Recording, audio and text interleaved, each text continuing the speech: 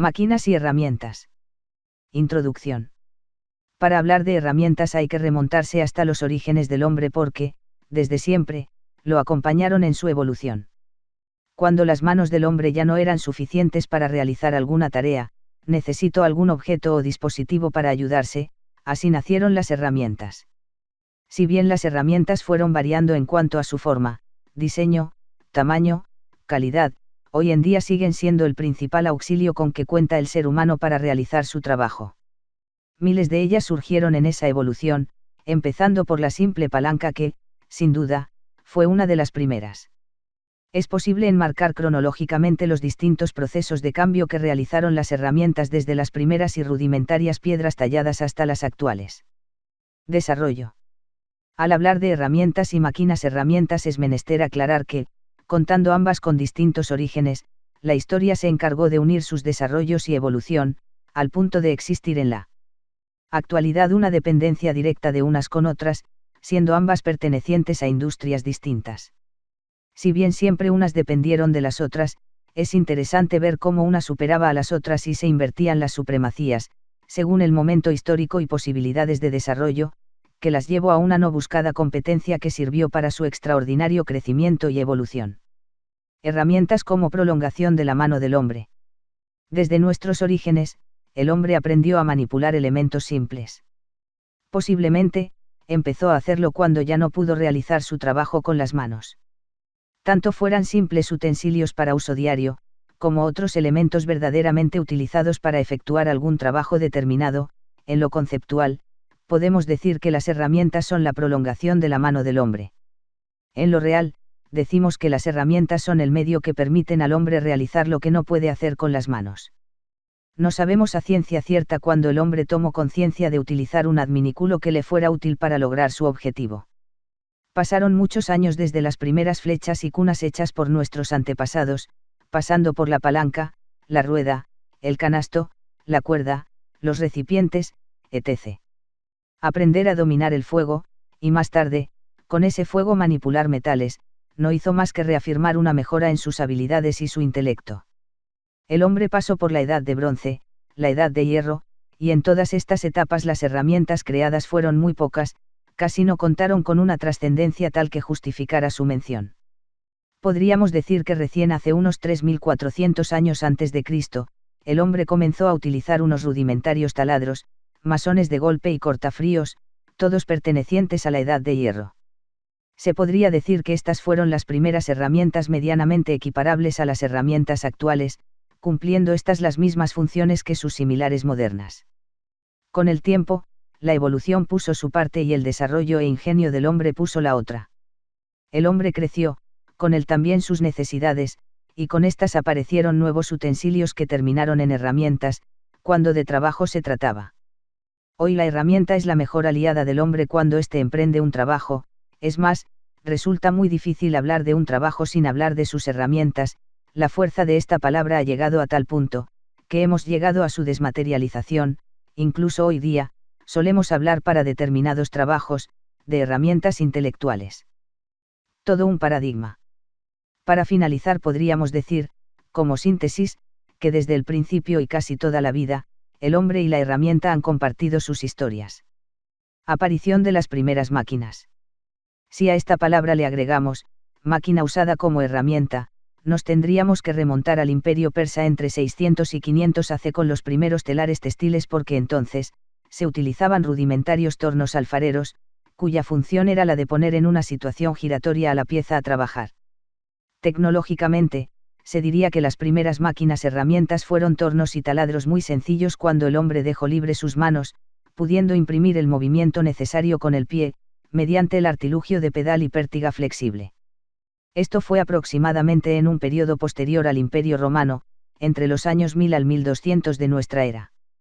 Durante muchos años posteriores, los tremendos cambios sociales y culturales producto de las constantes luchas, guerras e invasiones mutuas entre imperios y naciones, del hasta entonces mundo conocido, no permitieron mayores desarrollos. Solo tuvieron evolución aquellos vinculados al diseño y la fabricación de armamentos. Se podría decir que fue un periodo de la historia con sociedades abocadas a sus necesidades mínimas y no a la investigación. Entre los siglos XV y XVIII comienzan a aparecer en el mundo síntomas de cambios muy profundos. Transcurren las guerras religiosas, el expansionismo europeo con los imperios marítimos, la colonización de América, las revoluciones burguesas en Holanda, Inglaterra, Norteamérica, Francia, por citar algunos ejemplos, hechos que concentraron la atención de las sociedades de la época. También, época donde surgen mentes brillantes como Voltaire, Galileo Galilei o Miguel Ángel Buonarroti que contribuyen al cambio. En lo referente a las máquinas, también aportan lo suyo, ilustres como el prodigio matemático francés Blaise Pascal, quien enuncia el principio que lleva su nombre en el Tratado sobre el equilibrio de los líquidos y descubre el principio de la prensa hidráulica, o como el florentino Benvenuto Cellini que construye la primera prensa de balancino, el incomparable Leonardo da Vinci. Bocetos de Leonardo da Vinci. Prácticamente, es imposible pasar por esta época de la historia sin mencionar a Leonardo da Vinci, sea cual fuere el tema que se analice. Hombre de una inteligencia, inventiva y creatividad casi únicas. No es fácil hablar de Leonardo, por la admiración y respeto que provoca tan solo su nombre, toda una marca registrada. Este florentino, vegetariano, efectuó significativos aportes a la arquitectura, botánica, medicina, pintura, escultura, física y, también, a la mecánica. Como inventor dejó los planos del primer tanque de guerra y el principio del helicóptero. Pero sobre todo diseños de máquinas herramientas como, una máquina para acunar monedas, una laminadora, una recortadora, y un sinnúmero de variantes de tornos y sus dispositivos. No pudo fabricar estas máquinas por falta de medios, pero dieron origen a la mayoría de las construidas con posterioridad por los más importantes fabricantes de máquinas herramientas. Son 6 los diseños de tornos completos. Hechos por Da Vinci, todos innovadores, sencillos y prácticos. Aunque parezca increíble, el mayor aporte efectuado por Leonardo a la mecánica fueron los bocetos recopilados, luego de su muerte, por su discípulo Francesco Melzi, en su Códice Atlántico, atlánticos por el tamaño de los atlas o bocetos. No por el océano, en los que dedicó muchísimo tiempo al cálculo de relación entre engranajes y la forma ideal de los perfiles y ángulos de los dientes de los engranajes. Su aporte fue tal que, hoy día, en la mayoría de las universidades del mundo en las que se estudia ingeniería se analizan los bocetos de Leonardo como introducción al estudio de engranajes. El mundo de la mecánica cimentó su desarrollo futuro gracias a los trabajos y estudios de Leonardo. Motores, transmisiones, máquinas herramientas, vehículos mecánicos, o todo tipo de maquinaria que utiliza engranajes aplican los principios de Leonardo, desde el comienzo de sus diseños hasta la fabricación, todos vigentes hasta el día de hoy.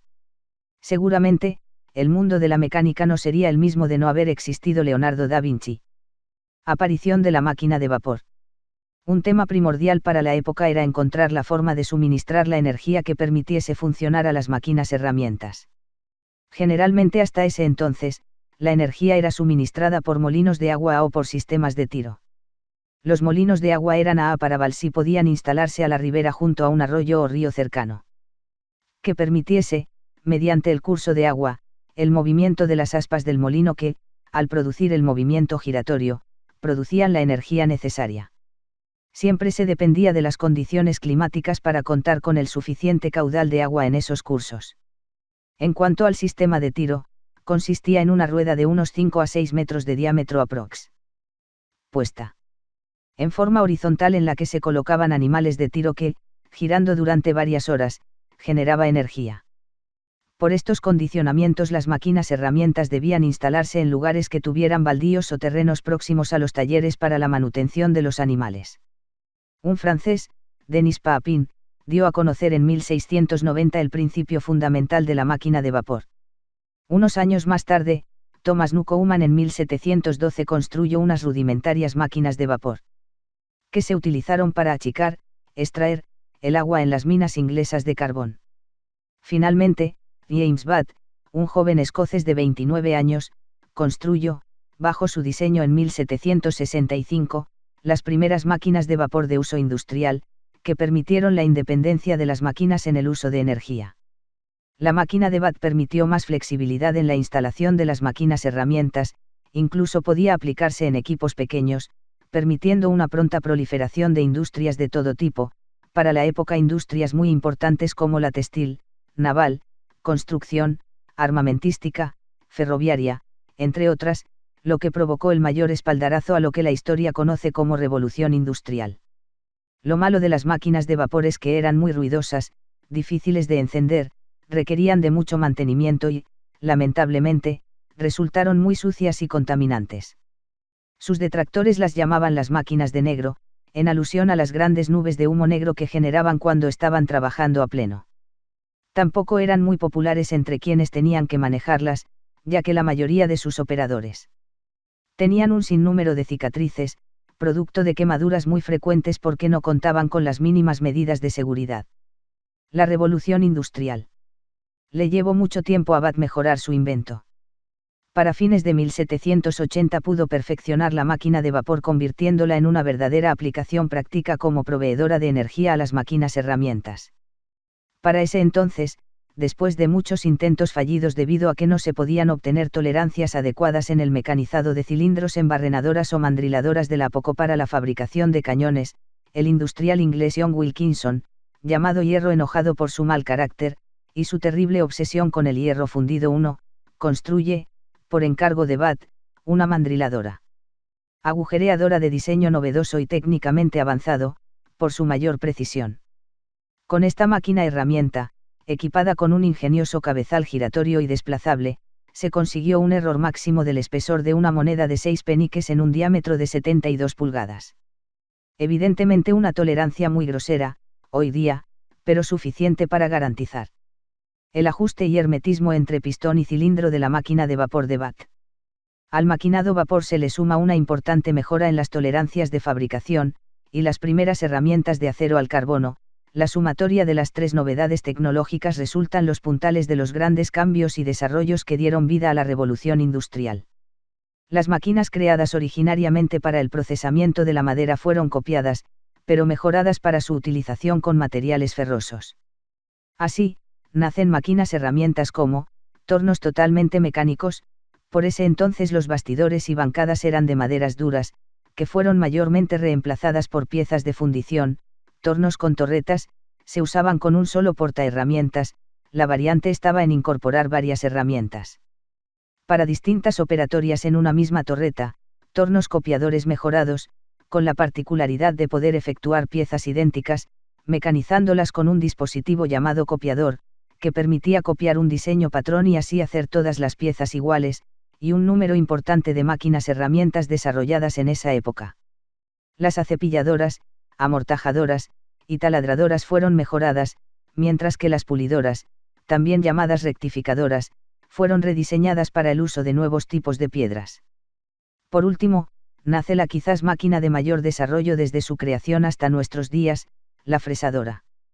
Durante las guerras napoleónicas se puso de manifiesto el problema que creaba la falta de piezas intercambiables en el armamento que se usaba. Era un problema al que se le debía encontrar solución ya que los presupuestos en la reposición de armamento eran impresionantes. Había que diseñar y fabricar máquinas herramientas adecuadas, ya que no existía uniformidad en las medidas y tolerancias que se pedían, siendo hasta entonces de una fabricación casi artesanal. El ingeniero inglés Henry Maudslay, mejorando lo que hizo Wilkinson, fue uno de los primeros en dotar a sus máquinas de mayor precisión. En 1897 construyó un torno para cilindrar que marcó una nueva era en la fabricación de máquinas herramientas, con altísima precisión, realizado en una estructura totalmente metálica y rígida. La influencia de Maudslay en la construcción de máquinas herramientas británicas perduró durante gran parte del siglo XIX, a través de sus discípulos. Los destacados Richard Roberts y Joseph Whitworth trabajaron a sus órdenes. Durante todo el siglo XIX se construyeron una gran variedad de tipos de máquinas herramientas para dar respuesta, en cantidad y calidad, al mecanizado de todas las piezas metálicas de los nuevos productos que se iban desarrollando. El aporte de Joseph Whitworth. En el momento de mayor desarrollo de la máquina herramienta, el millonario británico Sir Joseph Whitworth II desarrolló un método de producción denominado de medidas finas, con el que se obtenían piezas con superficies planas. El sistema consistía en realizar el acabado frotando dos superficies con una mezcla de aceite y esmeril, logrando superficies planas con una exactitud maravillosa. Este polifacético hombre perfeccionó un torno paralelo al que le incorpora un dispositivo que permite realizar, en dicho torno, una rosca que lleva su nombre. En 1841 perfeccionó un sistema para roscas de tornillos ideado por él, que se transformó en el primer sistema estandarizado de rosca y que, con el tiempo, se convirtió en el Whitworth estándar británico, mundialmente conocido como rosca BSW, adoptado por el gobierno británico en 1884 y revalidado en 1956. La estandarización permitió una mejor organización y manejo de piezas a rosca en la mayor industria desarrollada por los ingleses en esa época, los ferrocarriles. Su trascendencia fue tal que, en determinado momento y a través de los ferrocarriles ingleses, esa rosca fue conocida y utilizada en casi todo el mundo. Ya para 1850, Whitworth era reconocido como el primer y mayor constructor de máquinas herramientas del mundo. También se lo conoce por introducir en las máquinas herramientas la caja Norton, una caja de velocidades que permite transmitir la velocidad en la máquina mediante el uso de engranajes reemplazando las poleas. Una variante que mantiene vigencia hasta nuestros días. Las herramientas al rojo vivo de Taylor. Ya casi finalizando el siglo XIX, se produce uno de los acontecimientos más importantes del rubro metalmecánico. Exactamente en 1898, el ingeniero norteamericano Frederick Winslow Taylor, sin saberlo, hizo un descubrimiento que se transformaría en un hito y pondría a las herramientas de corte en una posición privilegiada. Experimentando con su colega Munsell Witte con unos aceros Midvale No 68, al que les había agregado altos contenidos de tungsteno y cromo, comprobó accidentalmente que, calentándolo casi hasta la temperatura de fusión para templarlo, adquiría una nueva y desconocida propiedad que la denominó dureza al rojo vivo. Las publicaciones de la época la denominaban rojo cereza. Esa propiedad consistía en conservar la dureza de Tempel hasta temperaturas del orden de los 60 grados centígrados, temperatura que solo se puede generar durante el corte de metales, sobre todo sometido a la fricción de altas velocidades de corte. Justamente, los operarios de la empresa Bethlehem Iron Company, en la que Taylor trabajaba como consultor, fueron los que hablaban de un acero para trabajar muy rápido. Al poco tiempo, pasaron a denominarlos genéricamente como aceros rápidos. Gracias al descubrimiento de Taylor y Witte, la firma en la que se produjo el novel descubrimiento y en la que también se efectuaron ensayos posteriores, pasó a llamarse Bethlehem Steel Company. Taylor siguió perfeccionándolo y en 1906 le incorporó vanadio, mejorando su calidad. Estas herramientas revolucionaron el mundo metalmecánico ya que no existían máquinas herramientas que permitiesen obtener su máximo rendimiento, provocando en los fabricantes de máquinas el gran desafío de incrementar al triple las velocidades de corte de la época. Estas podían trabajar a más de 40 metros por minuto, velocidades muy por arriba de los 10 metros por minuto que se utilizaban por entonces. Con estas herramientas Taylor efectuó miles de ensayos para establecer las bondades que tenían mecanizando más de 400 toneladas de distintos tipos de materiales. También llamado el padre de la industrialización moderna, y artífice del movimiento empresarial denominado Taylorismo, estandarizó el diseño constructivo de distintas herramientas, adaptando cada diseño al material a mecanizar. Tan completo resultó su trabajo, que sus diseños aplicados con los aceros rápidos de hace más de 100 años, siguen vigentes hasta nuestros días. La llegada de los motores de corriente continua. Llegando el fin de siglo, se produce un hecho que sumado a las herramientas de Taylor permitiría producir un vuelco trascendental en la convivencia de herramientas y máquinas herramientas. Las herramientas de acero rápido necesitaban mejoras sustanciales en las máquinas herramientas. Tal vez el cambio más importante se produce en el proveedor de energía de las máquinas, con la llegada y aplicación de los motores de corriente continua. Para ese entonces ya se contaba con tendidos de energía eléctrica en la mayoría de las grandes ciudades con polos industriales, y estos motores llegaron justo para el reemplazo de las rudimentarias y sucias máquinas de vapor que impulsaban la mayoría de las máquinas herramientas de la época, permitiendo eliminar una de las limitaciones que impedían el mejoramiento de las máquinas herramientas. El motor de corriente continua es una máquina de pequeñas dimensiones, que convierte la energía eléctrica en mecánica, principalmente mediante movimiento rotatorio. En la actualidad existen nuevas aplicaciones con motores eléctricos que no producen movimiento rotatorio, sino que con algunas modificaciones ejercen tracción sobre un riel. Se los conoce como motores lineales. Esta máquina de corriente continua es una de las más versátiles en la industria. Su fácil control de posición par y velocidad la convirtieron en una de las mejores opciones en aplicaciones de control y automatización de procesos. Significó un gran espaldarazo a las máquinas herramientas, incluso permitió la realización de nuevos diseños más accesibles para las industrias más pequeñas. Los motores de corriente continua y los generadores de corriente continua están constituidos esencialmente por los mismos elementos, diferenciándose únicamente en su forma de utilización. La mega fábrica de Henry Ford. Henry Ford, con la fabricación en cadena, revolucionó la industria automovilística. Realizó una apuesta muy arriesgada que solo sería viable si hallaba una demanda capaz de absorber su programada y masiva producción. Las dimensiones del mercado estadounidense ofrecían un marco propicio, y Ford evaluó correctamente la capacidad adquisitiva del hombre medio estadounidense a las puertas de la futura sociedad de consumo. La fabricación en cadena permitiría ahorrar pérdidas de tiempo de trabajo, evitaba que los obreros se desplazaran de un lugar a otro de la fábrica. Ford llevó al extremo las recomendaciones de la Organización Científica del Trabajo de Frederick Winslow Taylor.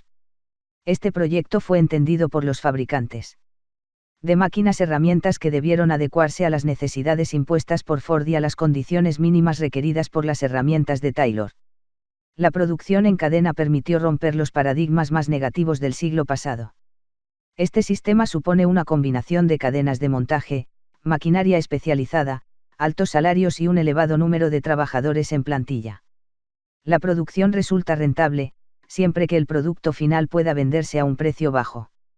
Gracias a Taylor y sus estudios, la organización de este nuevo megafábrica era casi perfecta. Este cambio de mentalidad generó grandes cambios conceptuales.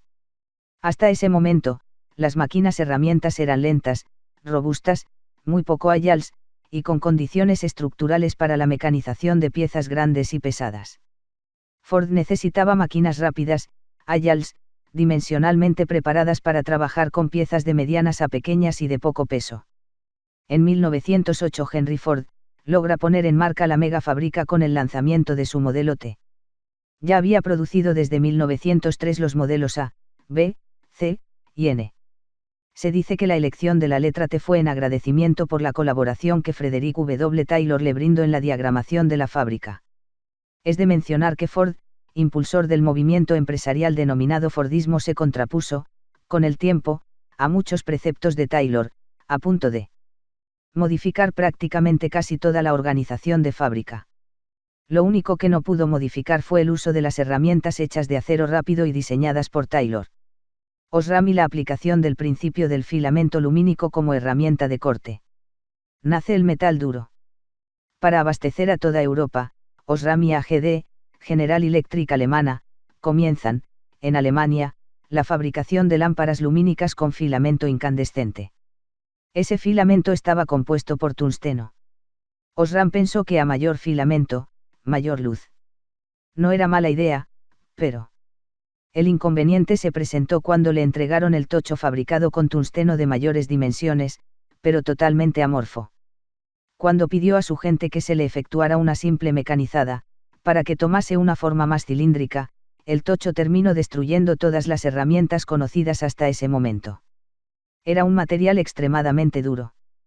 Para poder hacerlo más grande lo carbonizaron y mezclaron con cobalto que sirvió como aglutinante. Surgió, entonces, un nuevo compuesto, un nuevo carburo muy duro. Los operarios lo llamaron Hardmetal, en alemán metal duro.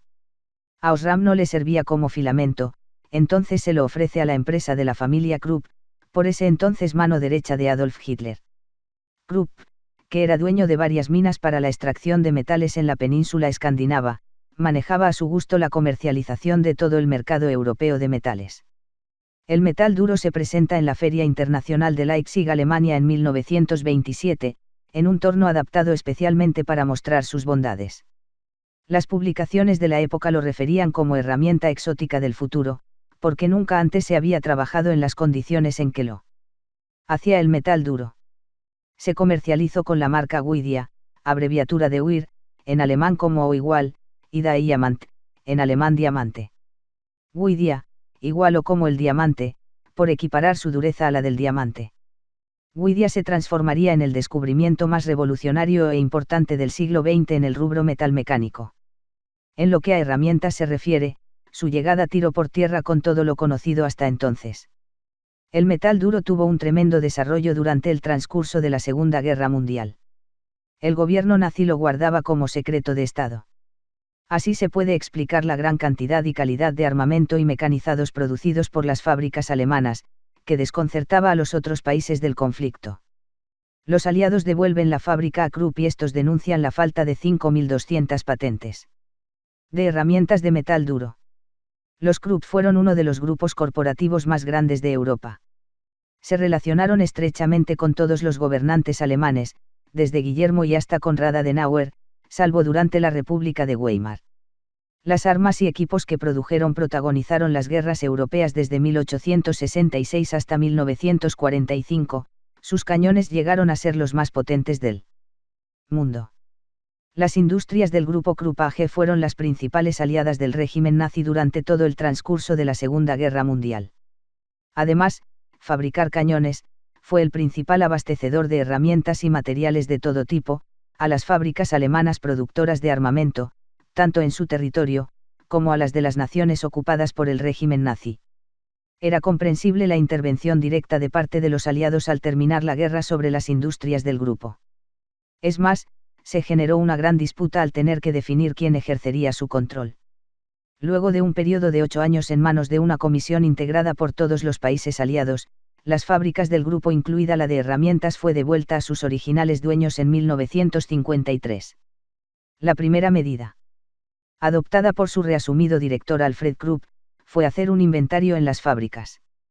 El resultado en la fábrica de herramientas de Gwydia fue la falta de toda documentación perteneciente a unas 5.200 patentes registradas por Krupp Gwydia Factory de herramientas, muchas de metal duro, desarrolladas durante el periodo de guerra. El reclamo nunca prosperó, los aliados hicieron caso omiso al pedido de Krupp, quien nunca dejó de reivindicar sus patentes. Evidentemente, el secreto alemán se puso al alcance de muchos. Desde ese momento surgió un gran número de fábricas de metal duro, tanto en los Estados Unidos como en Europa, lo que produjo un gran impulso a un mercado de herramientas de corte que ha ido creciendo año tras año. En la actualidad hay más de 150 fábricas de calidad reconocida distribuidas en el mundo. En la actualidad el grupo Krupp AG se ha fusionado con el grupo Thyssen AG, dando origen a ThyssenKrupp. La fábrica de herramientas Gwydia, luego de fusionarse con Vallenite del grupo Cincinnati, pasó a la órbita de Kennametal Co. de USA. 10 años posteriores a la Segunda Guerra Mundial llega el primer CN, control numérico. Durante los conflictos bélicos suelen desarrollarse tecnologías militares que luego, utilizadas en forma civil, suelen aportar muchos dividendos. El control numérico CN fue un desarrollo militar, pero idea de un civil. El hombre desde hacía mucho tiempo quiso que alguno de sus inventos se manejara solo. Para el fin de la Segunda Guerra Mundial, existían diversas variantes ante la posibilidad de controlar una máquina sin manejo manual. Varios años antes, la pianola era un buen ejemplo. Utilizaba una bobina de papel perforada con orificios que coincidían en un pentagrama musical. Ese papel se desplazaba sobre un cilindro en el que se hallaban pequeños pernitos adosados, que a medida que éste giraba se introducían o no en los orificios del papel perforado sobre el pentagrama. Los pernitos tenían topes que, por medio de violetas mecánicas, hacían sonar las teclas o cuerdas de la pianola, emitiendo el sonido musical buscado. Siguiendo este principio, Franco Stullen en 1946, adaptó una máquina de contabilidad de IBM para soluciones de ingeniería de diseños asociados a las láminas de un rotor de un helicóptero producido por la Parsons Corporation. John T. Parsons introduce el invento en una máquina herramienta en 1948, con el objeto de resolver un problema de fresado de superficies complejas tridimensionales, aplicables para un proyecto aeronáutico juntamente con la Universidad de Massachusetts. Tras años de desarrollo y algunos fracasos, en 1952 funcionaba un control experimental, aplicado a una fresadora Cincinnati sin grandes resultados. La programación utilizaba un código binario sobre una cinta perforada y la máquina herramienta ejecutaba movimientos simultáneos coordinados sobre sus 3 ejes. A pesar de ser un sistema efectivo, los modelos desarrollados durante los años 50 y 60 fueron poco eficaces y resultaron muy caros. Operarlos era muy difícil, había un programador, un perfoverificador de la cinta que se hacía por duplicado, una tercera persona debía colocarlo en la captadora de la máquina.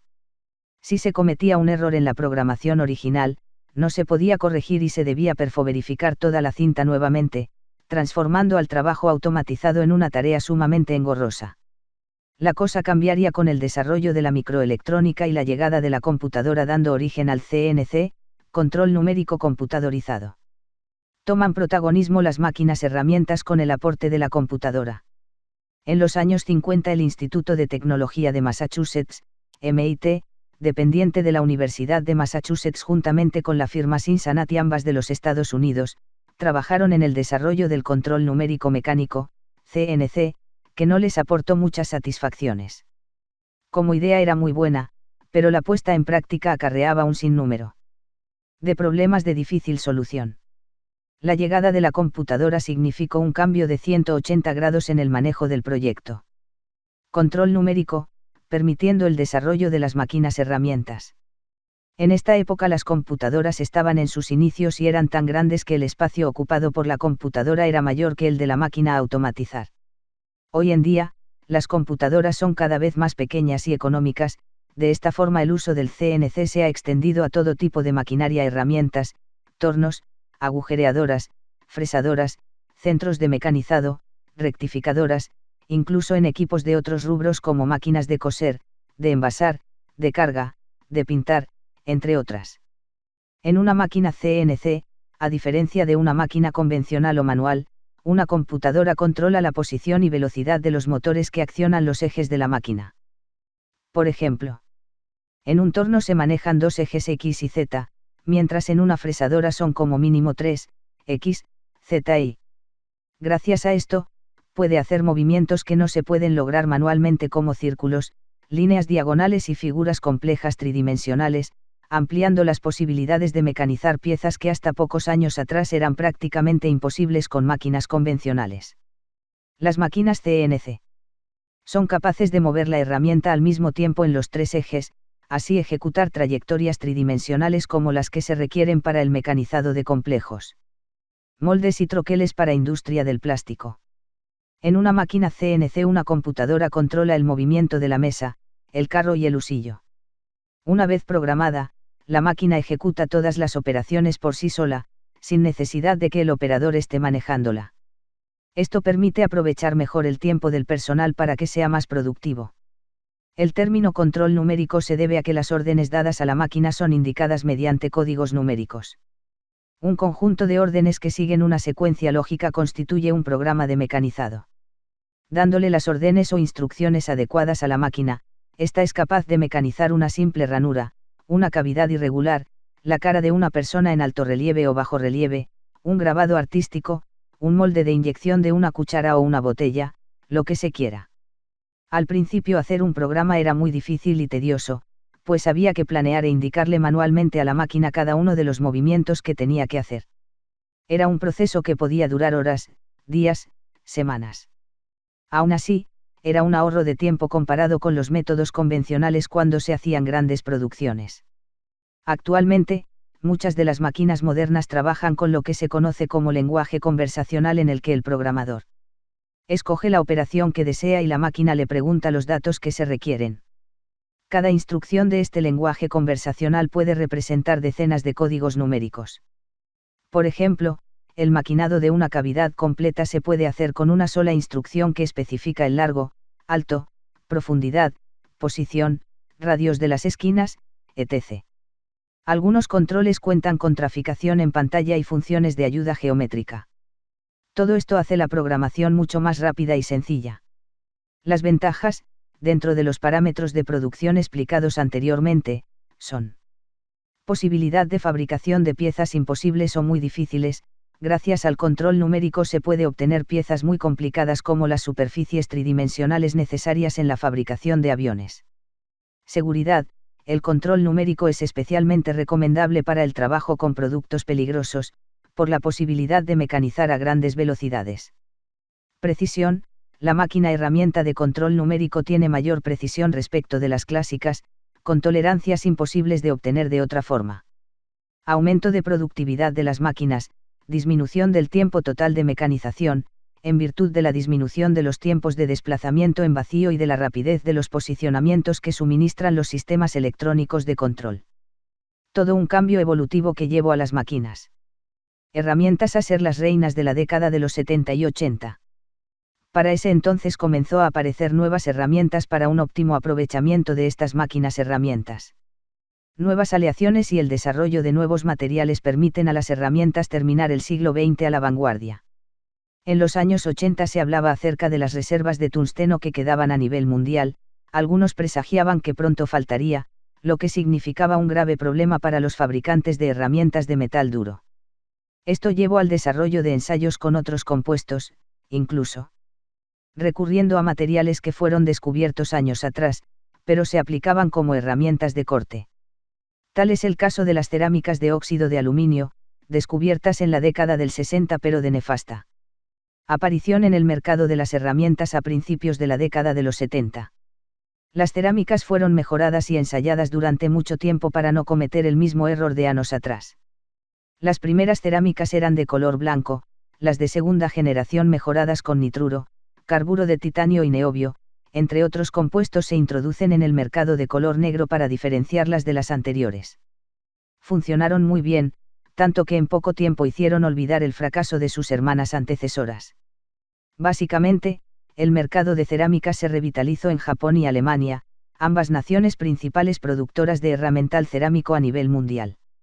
Estados Unidos es el tercer productor, pero muy lejos de los anteriores. Una de las cerámicas más destacadas es el nitruro de silicio, su origen es arena. Se utiliza para otras aplicaciones, por ejemplo, como material aislante, es uno de los principales aislantes utilizado en forma de baldosines, en el transbordador espacial por la NASA, como chips para la industria de la electrónica. Podríamos decir que, considerando su alto rendimiento y bajo costo, se trata de la cerámica más revolucionaria del siglo XX. Estas herramientas provocaron mucho revuelo en el mercado metalmecánico, sobre todo para los mecanizados. Como en la época de Taylor, obligaron a obtener el máximo rendimiento de las máquinas herramientas del momento, ya que las condiciones de uso eran muy superiores a las utilizadas hasta entonces con las herramientas de metal duro, sobre todo en el mecanizado de fundiciones. También se desarrolla el ya conocido nitruro de boro cúbico, descubierto en 1957 por el científico Robert H. Bentorf Jr. en la firma General Electric Company, llamado Borazón. Se descubrió cuando se realizaba un experimento para obtener un diamante artificial. El borazón resultó un material muy noble, de dureza apenas un punto menor al del diamante. En la actualidad, se utiliza como herramienta de corte por las industrias automotriz, aeronáutica y siderurgia. Tiene un costo de fabricación muy alto, pero bien utilizado se pueden obtener altísimos rendimientos, si se cuenta con la máquina herramienta adecuada para trabajar. Por último, mencionamos las herramientas de diamante policristalino desarrolladas en forma estándar en la década del 90.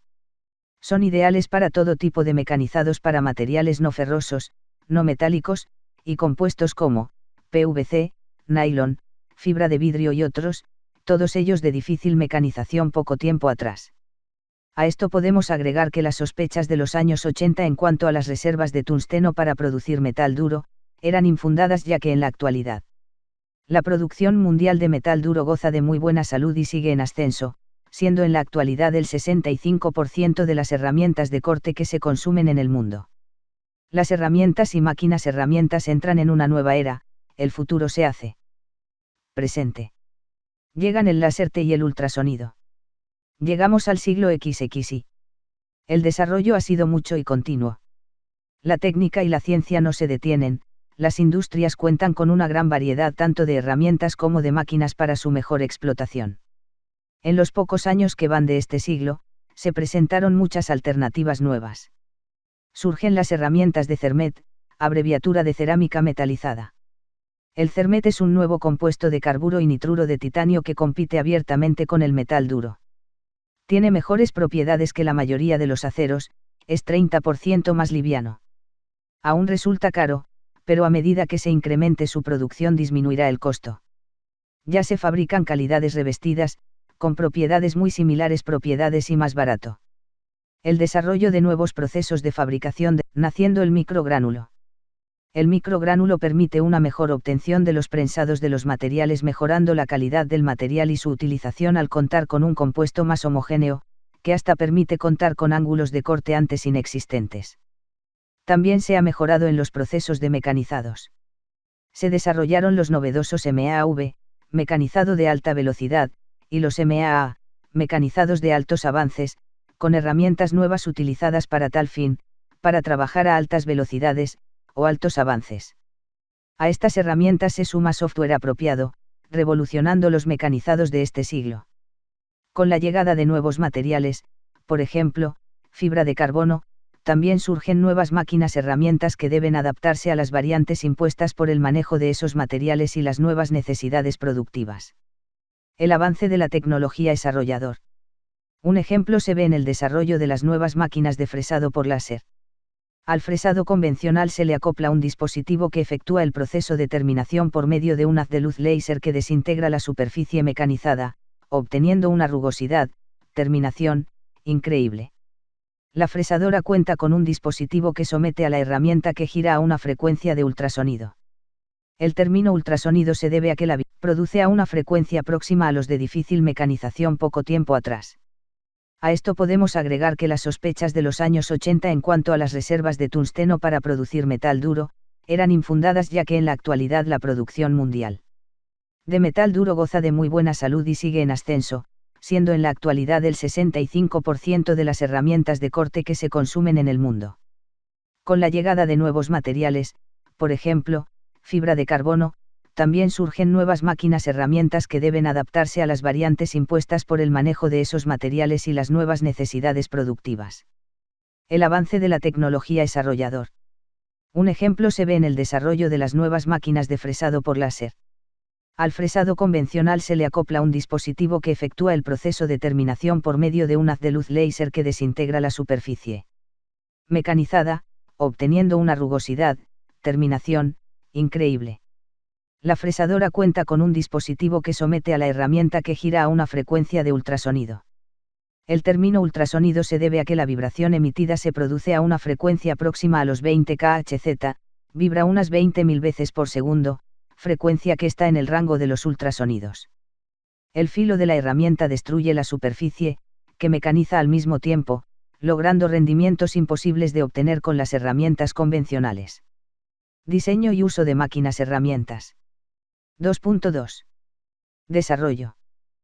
¿Qué es una máquina herramienta? Se denomina máquinas herramientas a las herramientas que utilizan una fuente de energía distinta del movimiento humano, aunque también puedan ser movidas por personas cuando no hay otra fuente de energía.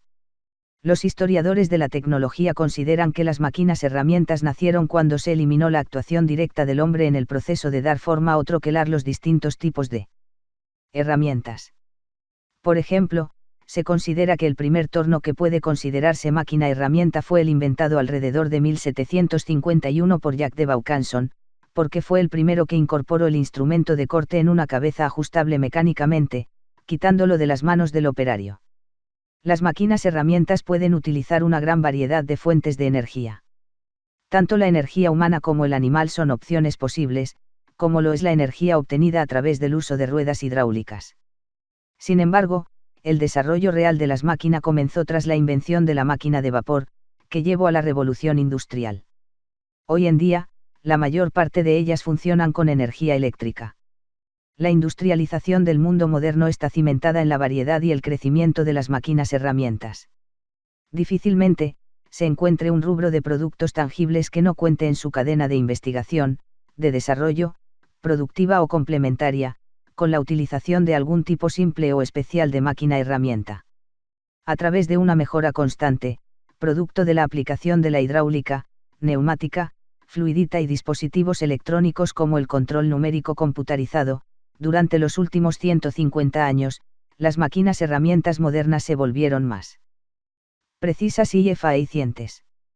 Estas máquinas herramientas básicas o convencionales fueron evolucionando hasta llegar a los actuales centros de mecanizado, que permiten aventurar un futuro muy provechoso para todos los procesos de mecanizado a realizar con las máquinas actuales. Rubros más destacados en el uso de máquinas herramientas.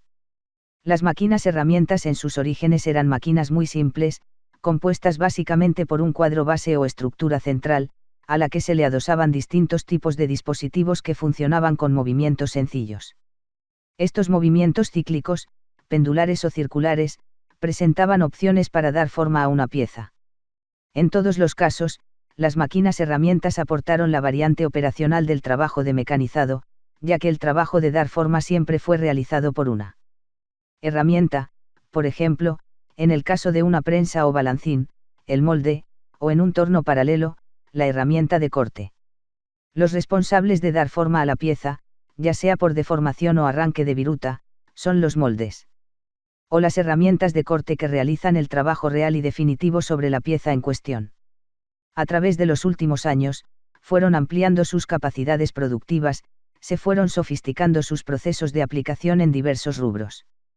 Su uso creció en forma desmesurada, a medida que se incrementaban los programas de producción en los rubros que hacían uso de ellas. Las primeras y más recordadas, fueron las utilizadas por los rubros que trabajaban originariamente la madera, máquinas cepilladoras, tornos madereros y sierras, y los textiles que fabricaban telas, telares, hilanderas. La revolución industrial dio un impulso muy importante para que se produjeran los cambios que llegan a nuestros días. Si bien en la actualidad, el espectro de las máquinas herramientas es muy amplio, es posible establecer dentro de unas industrias mundialmente globalizadas, unos porcentuales aproximados de cuáles son los rubros con mayor utilización de dichas máquinas herramientas. Como se puede ver, el rubro metalmecánico es el que más utiliza las máquinas herramientas. Convengamos que la utilización, manipulación y consumo de materiales ferrosos, compuestos metálicos y todo tipo de derivados de estos, han abarcado, históricamente, un importante abanico de industrias que los utilizan en los últimos 150 años, posibilitando un crecimiento y desarrollo que permite al rubro metalmecánico sobresalir sobre los otros. Un capítulo aparte se merece el rubro del plástico, que utiliza máquinas inyectoras, extrusoras y mezcladoras, entre otras, porque el segundo lugar es producto de un desarrollo de tan solo 50 años.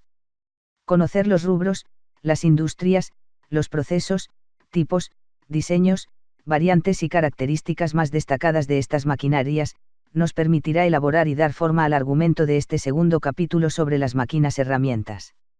Al citar otros, quedan comprendidos varios rubros donde la utilización de máquinas herramientas no es tan relevante como el caso de la metalmecánica.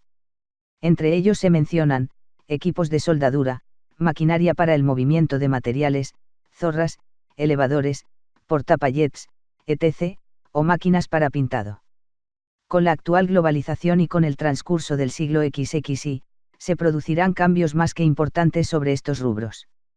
La llegada de nuevos materiales, la cibernética, robótica y distintos procesos de fabricación, seguramente plantearán el desarrollo y creación de tipos y diseños de nuevas máquinas herramientas. No sabemos si serán mejores o peores, pero sí que serán distintas. Las máquinas herramientas en sus orígenes eran máquinas muy simples, compuestas básicamente por un cuadro base o estructura central, a la que se le adosaban distintos tipos de dispositivos que funcionaban con movimientos sencillos. Estos movimientos cíclicos, pendulares o circulares, presentaban opciones para dar forma a una pieza. En todos los casos, las máquinas herramientas aportaron la variante operacional del trabajo de mecanizado, ya que el trabajo de dar forma siempre fue realizado por una herramienta, por ejemplo, en el caso de una prensa o balancín, el molde, o en un torno paralelo, la herramienta de corte. Los responsables de dar forma a la pieza, ya sea por deformación o arranque de viruta, son los moldes.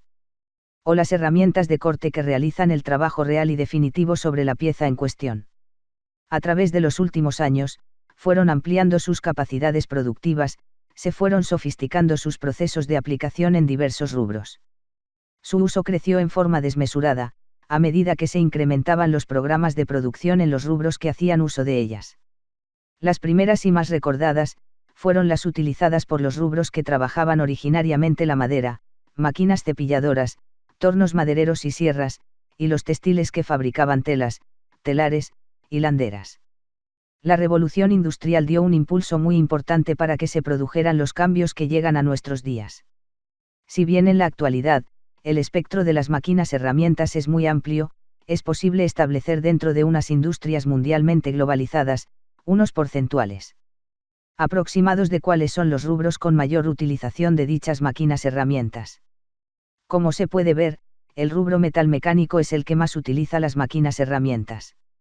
Convengamos que la utilización, manipulación y consumo de materiales ferrosos, compuestos metálicos y todo tipo de derivados de estos, han abarcado, históricamente, un importante abanico de industrias que los utilizan en los últimos 150 años, posibilitando un crecimiento y desarrollo que permite al rubro metalmecánico sobresalir sobre los otros.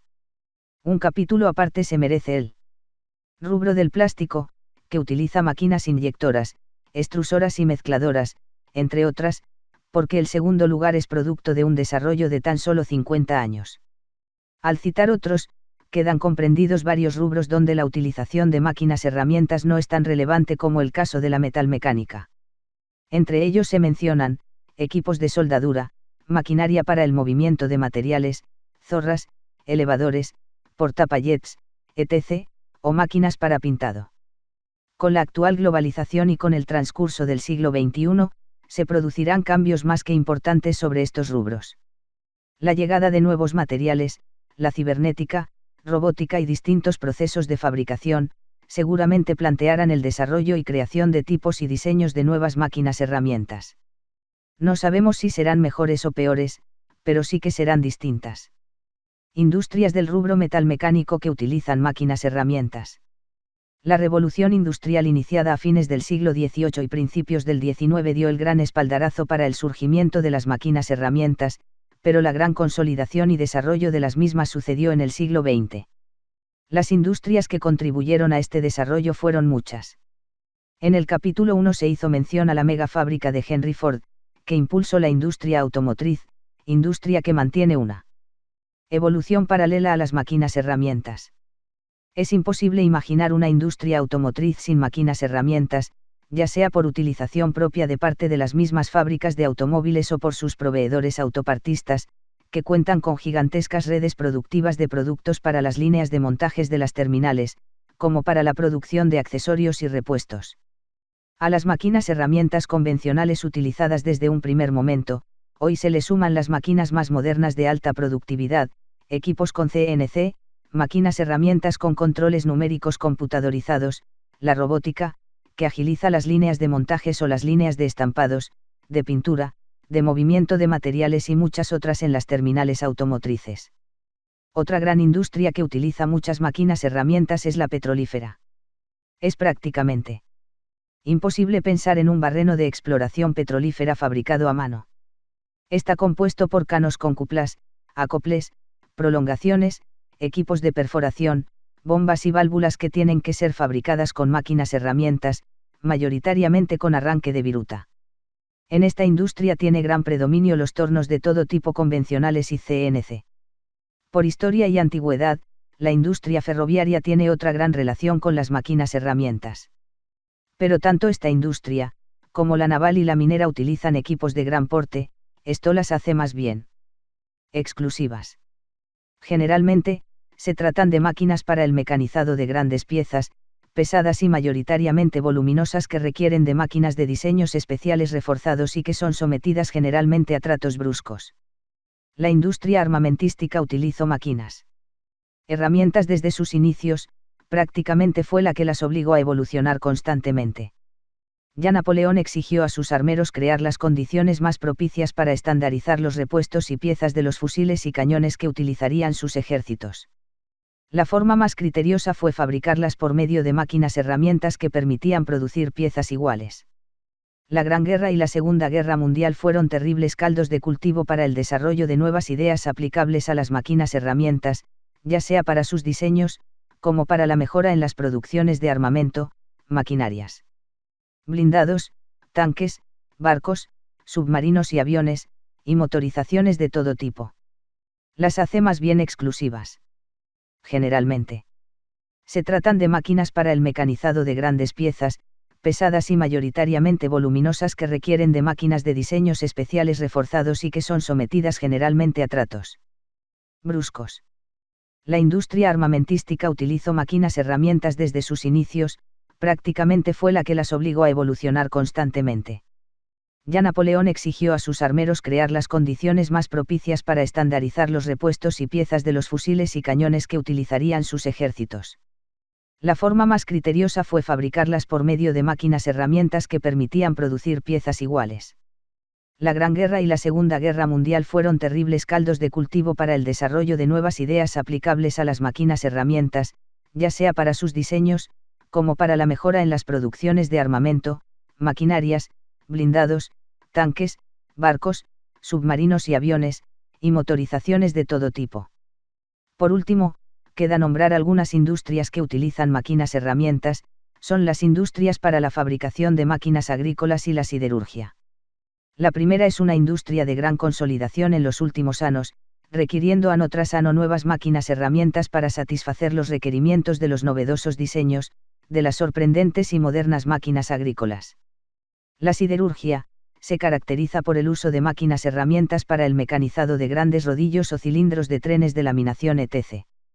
Equipos de igual o mayor envergadura que los utilizados por las industrias ferroviaria, naval o minera. Procesos productivos más utilizados. Haciendo un repaso más exhaustivo por las industrias mencionadas, podemos establecerlos. Procesos productivos, cuáles y qué tipo de máquinas son las empleadas. En otros se incluyen procesos como, mezclado, pintado, horneado, impresión y algunos más cuyos porcentuales son minoritarios. Llama la atención la tremenda diferencia que existe entre los procesos de mecanizado y los demás. Sin embargo, esto tiene lógica, porque desde que terminó la Segunda Guerra Mundial, la gran mayoría de las empresas abocadas a la fabricación de armamentos y equipamientos para los ejércitos durante las décadas del 30 y del 40, volcaron sus experiencias y producciones al mercado civil. Finalmente, la globalización consolida los procesos productivos en un gran mundo de intercambios y cooperación, donde el mecanizado termina por coronarse, de mediados a fines del siglo XX, en el proceso más utilizado.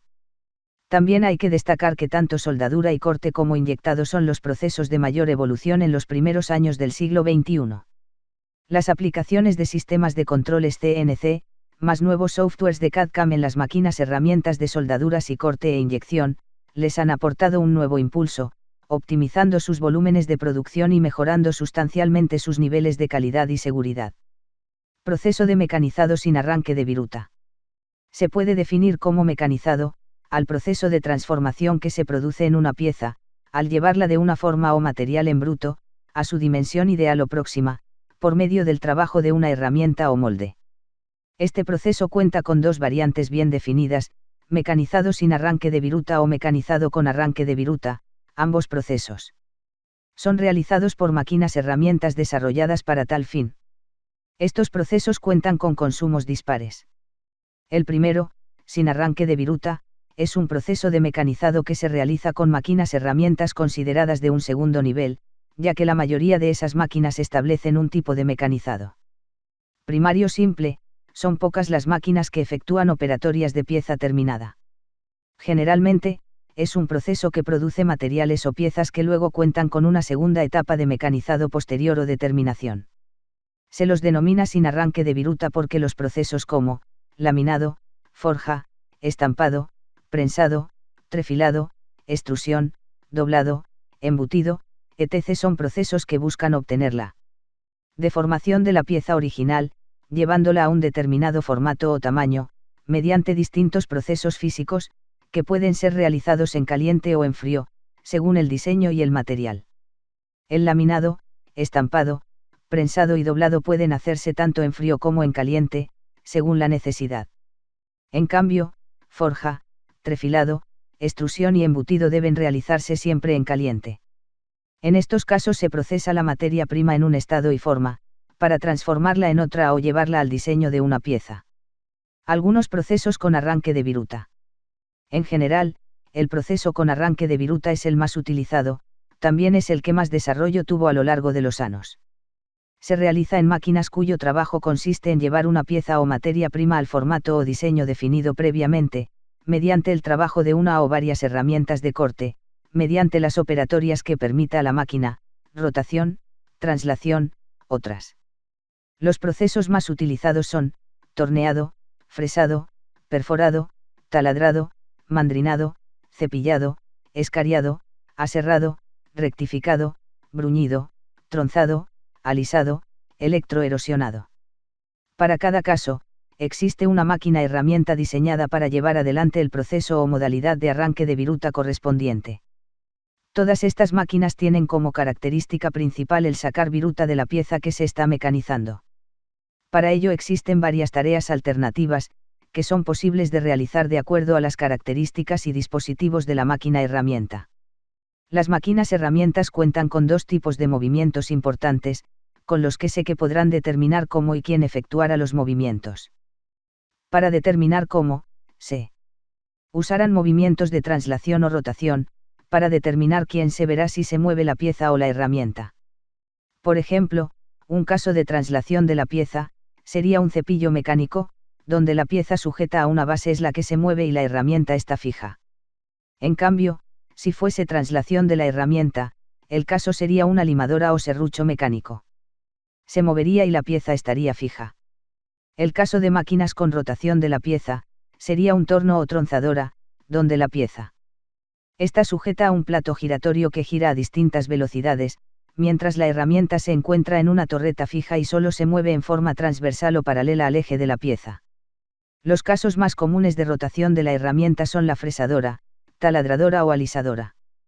Tienen la pieza sujeta a una mesada que se moverá en cruz, mientras la herramienta está sujeta a un husillo que gira, efectuando su trabajo respondiendo a los movimientos en cruz, los mismos ejes del movimiento de la pieza.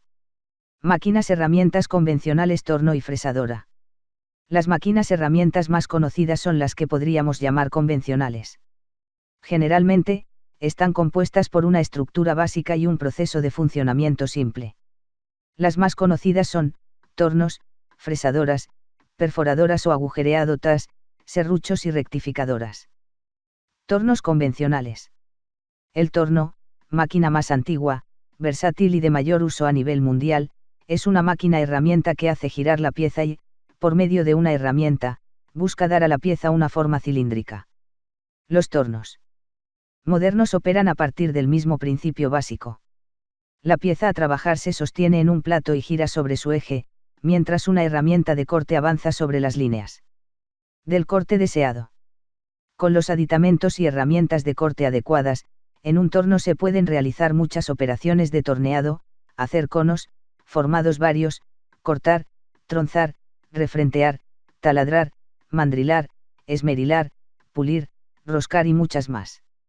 Las partes principales de un torno se componen de un bastidor robusto, generalmente de acero fundido de longitudes varias. El tamaño del torno se determina en función del diámetro y longitud de la pieza a mecanizar.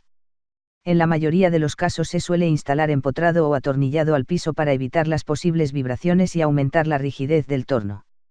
El torno cuenta en su parte superior con unas guías paralelas ahuecadas al medio, llamada bancada. Además, a lo largo de toda la longitud de trabajo, el torno tiene una estructura más elevada y cerrada a la izquierda de las guías, llamada cabezal, capaz de contener la transmisión de cambios que originariamente era a poleas. En la actualidad, los tornos modernos utilizan una caja de cambios de engranajes. En la parte superior de la caja de cambios hay un eje cilíndrico y hueco del husillo, elemento que transmite la potencia de la máquina y al que se le colocará un plato mordaza para sujetar la pieza a mecanizar.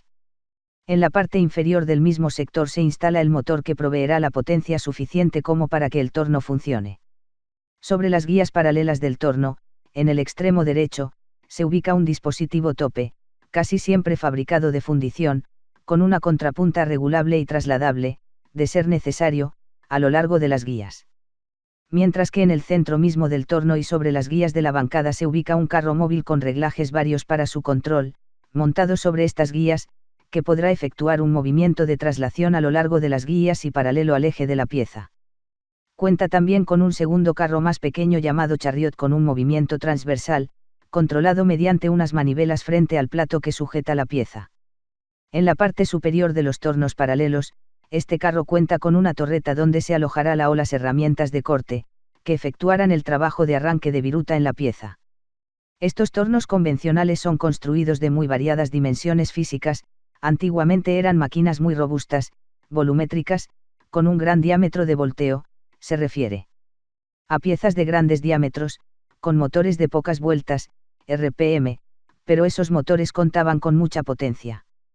En la actualidad, los tornos son de dimensiones menores y tan resistentes como los otros, con mayor o menor equipamiento según las necesidades del caso y se fabrican con mayor o menor rango de potencia, según las necesidades en su grupo generador, pero con motores que generan más vueltas, RPM. A estos tornos paralelos se les suele adosar un dispositivo al carro central, ubicado del lado opuesto a la zona de operabilidad del tornero, donde se coloca una herramienta de diseño especial para efectuar un mecanizado de copiado. Este torno se denomina torno copiador, también se puede usar como torno paralelo. En otros tornos con estructura de torno paralelo, se suele cambiar la torreta que el torno normal monta sobre el carro, reemplazándola por una torreta múltiple que puede portar de entre 6 u 8 herramientas de corte. Así, al mejorar las variantes de equipamiento, se mejora su versatilidad. Ese torno se llama torno a revolver. En nuestros días, el torno sigue siendo la máquina herramienta más usada y más vendida, se aplica a un sinfín de rubros e industrias. Su modernización incorpora variantes en sus controles para una mayor precisión en su funcionamiento, y dispositivos para una mayor automatización. Su actualización permite que esta máquina herramienta siga respondiendo a los requisitos y necesidades moderna. Existen otros tornos menos populares o difundidos, los tornos automáticos, tornos verticales, de bancadas planas, de gran volteo y variantes de mini tornos. Fresadoras convencionales. Las máquinas fresadoras son máquinas herramientas que se utilizan para producir con precisión una o más superficies mecanizadas sobre una pieza.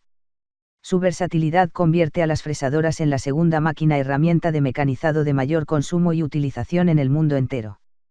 El principio de funcionamiento es una mesa donde se coloca la pieza o dispositivo que sujeta firmemente la pieza a mecanizar, mesa que cuenta solo con 2 movimientos horizontales de traslación, y un puente o brazo superior que sujeta un árbol mecánico que toma el movimiento del husillo, donde se coloca la herramienta de corte giratoria llamada fresa, que efectuará el trabajo de arranque de viruta sobre la pieza. Los componentes de una fresadora guardan similitud con los de un torno, una bancada con guía sobre una estructura generalmente de fundición, que están dispuestas en forma vertical y no horizontal como en los tornos. Tiene una caja de velocidades para poder controlar las vueltas usadas, RPM, que está ubicada en la mitad de la estructura en el interior, por debajo del eje del husillo, que transmite el movimiento de rotación para la fresa. La fresa es la herramienta de corte a utilizar. En el extremo superior de la estructura se encuentra el contrasoporte o brazo superior que se desplaza por las guías superiores de la bancada para sustentar y transmitir el movimiento giratorio del husillo por medio de soportes a la porta útil de la fresa. Este tipo de máquina cuenta con una consola, que suele ser una gran estructura de fundición con forma de caja alta, provista de guías verticales y horizontales. Por medio de las guías verticales está unida a la bancada y se desplaza por ellas en forma ascendente y descendente para trabajar. Por las guías horizontales se desplaza el carro. La consola se sujeta a las guías con sujetadores especiales y es el dispositivo básico y principal, que mancomuna todos los demás conjuntos y movimientos de avances longitudinales, transversales y verticales. Por último, la consola se sostiene con un soporte provisto de un tornillo telescopio para su elevación y descenso. La fresadora también tiene una mesa donde se sujetan las piezas a mecanizar que va montada sobre las guías de un carro y se desplaza por las guías en sentido longitudinal. El carro es el eslabón intermedio entre la consola y la mesa de fresadora. Por las guías superiores del carro, la mesa se desplaza en dirección longitudinal, y la parte inferior del carro junto con la mesa, se desplaza con un movimiento en sentido transversal por las guías superiores de la consola. A diferencia de los tornos convencionales que permiten trabajar sobre 2 ejes, las fresadoras que se citan nos permiten trabajar sobre 3 ejes, y en algunos casos en forma constante, solo las fresadoras con CNC permiten incorporar otro eje. El husillo de las fresadoras sirve para transmitir las vueltas, RPM, por medio del eje o árbol de sujeción de la herramienta de corte, rotación que regula la caja de velocidades. De la precisión del giro del husillo, RPM, de su rigidez y de su resistencia a las vibraciones, sumada a la correcta utilización de las herramientas de corte correspondientes, depende en sumo grado, la precisión y calidad del fresado que se logre en la pieza mecanizada. Siguiendo con las máquinas convencionales, Las fresadoras se pueden clasificar en 3 tipos básicos. Las máquinas fresadoras horizontales simples. Las máquinas fresadoras horizontales universales. Las máquinas fresadoras verticales. La única diferencia que existe entre las máquinas fresadoras horizontales universales y las fresadoras horizontales simples, es la adición en estas últimas de un bastidor, como mesa giratoria, que se instala entre la mesa y la consola. Este bastidor permite que la mesa gire 45 grados en cualquier dirección de un plano horizontal para operaciones como fresado de ranuras helicoidales en brocas, fresas y engranajes.